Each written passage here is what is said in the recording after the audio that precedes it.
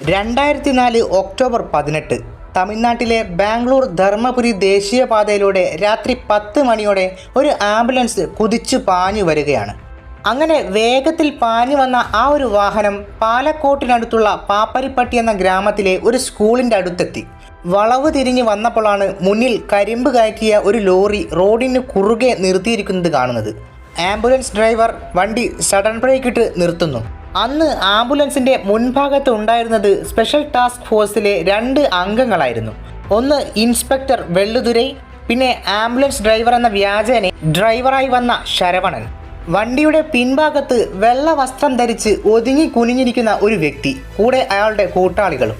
ആ ഒരു വ്യക്തിയുടെ തലയ്ക്ക് അന്ന് ഇന്ത്യൻ ഗവൺമെൻറ് വച്ചിരുന്ന വില എന്നത് 5.5 കോടി രൂപയായിരുന്നു.